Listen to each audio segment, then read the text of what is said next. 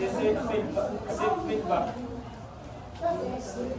Share the draft rubrics with colleagues and teaching assistants to solicit feedback. Their perspectives can offer valuable insights into the clarity and effectiveness of the rubric, helping identify any areas for improvements or refinement. So, after di mo maghimo og rubrics is imo na siya i-share sa imong co-teachers para maka-receive ka og mga ini perspective nila nga feedback. So, para sa ma-identify nimo which area of improvement or kanang kung saan nimo mag-enhance sa clarity sa imong rubrics. So, dapat nimo i-share nimo sa imong coworkers or asay dapat pa i-improve or possible. Then, train your students. Number 7, train your students to use the rubrics. Introduce the rubric to students and encourage them to provide feedback on its clarity and usability.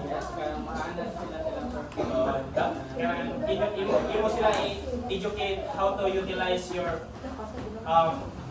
rubric effectively, and imo sila i-encourage nga to-provide sila og feedback para basin dahil klaro dahil sa mga paghimo sa imong rubrics.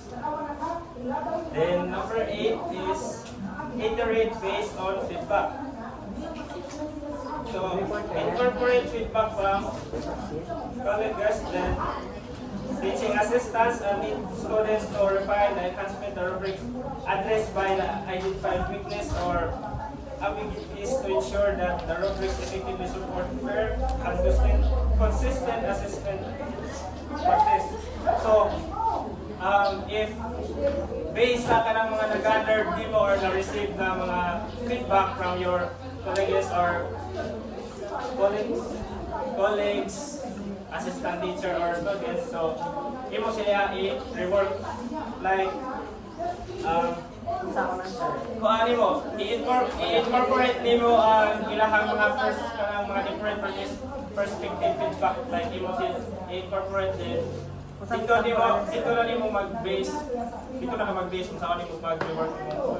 Like for example, kanang na sila nakita nga sayo paghimo nimo sa imong rubrics, so through sa ilang feedback is ma-adjust nimo or saan nimo pag-enhance imong rubrics. Then, it can effectively support the students' learning. So, very man sa pagbase ang estudyante kung asa sila nag-improve or sakto ba ilang answer or pag-answer ang performance. Then, let's proceed to the steps to create a rubric. The step 1 is define your goal. So before to create your rubrics, you need to decide what types of rubrics ang imong gamiton. Steps.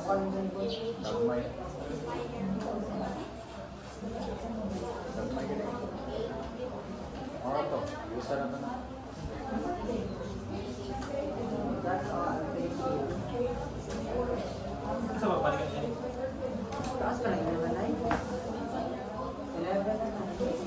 So define your goal. So before to create your rubrics, dapat mag-decide sa kag-decide kung saan ang types ng rubrics yung gamiton.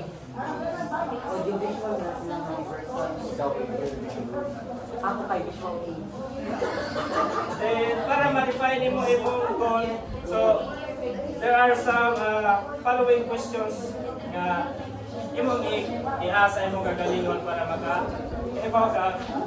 maka-define ka sa imong.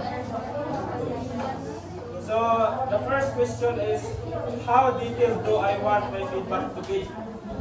So number 2 is, how will I break down my expectation for this project?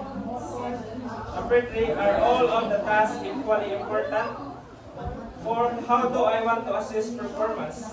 5, what standards must the students hit in order to achieve acceptable or exceptional performance? Do I want to give one final grade on a project or a cluster, smaller grades based on similar